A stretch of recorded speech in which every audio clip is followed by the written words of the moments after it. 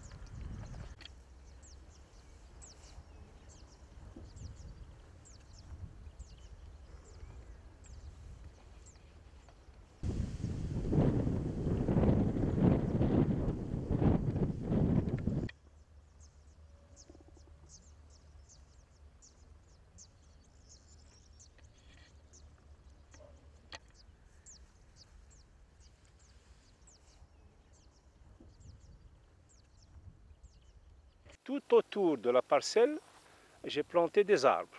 Alors les deux oliviers que vous voyez ici, c'est pour faire l'entrée de la parcelle. Les oliviers, comme c'est quelque chose de symbolique, hein, il fallait bien les mettre. Mais avec les oliviers, il y a beaucoup de figuiers.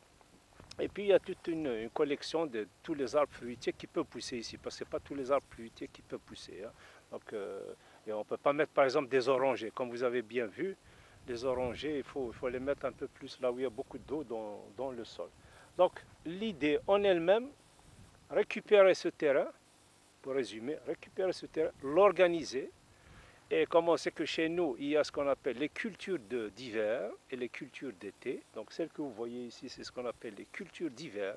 L'agile 20, batata. Et puis là-bas, on a mis des radis, comment dire, des lentilles, etc. Ça va venir vers le mois d'avril, mai. Et en été, ça va complètement changer.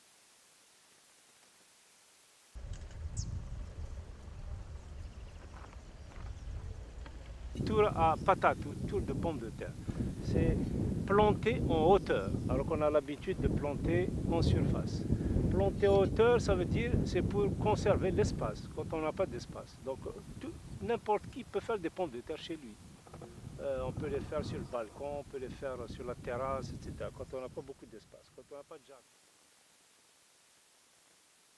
Le principe, c'est d'avoir ce qu'on appelle des arceaux. Voilà, des arceaux. On peut les cueillir, hein, c'est des plantes qu'on peut trouver n'importe où. Hein, mais l'essentiel, c'est qu'elles ne se cassent pas quand on fait ça. Hein. Alors ça serait bien avec de l'olivier sauvage. Voilà. Et comme vous voyez là, ça fait des arceaux plantés. Et après, on couvre avec le nylon. La bâche plastique. Et ça vous donne ceci.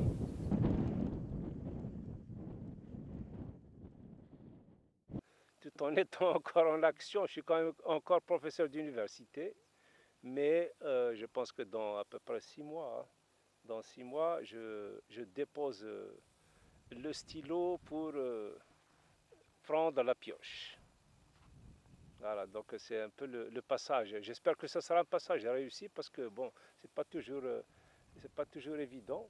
Mais moi, je ferai tout pour que ça réussisse parce que investir dans la nature, quand on a enseigné l'écologie pendant 35 ans, je pense qu'on ne doit pas échouer.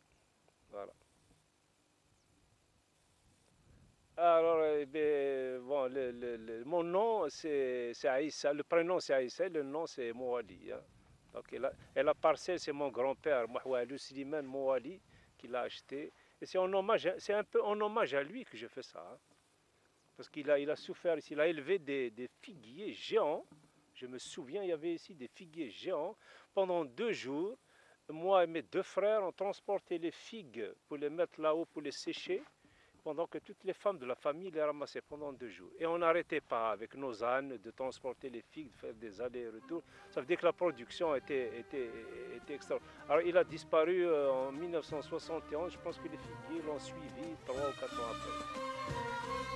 Et je voudrais faire cette exploitation-là ici, une toute petite plaque ici, en hommage à Mouaïs.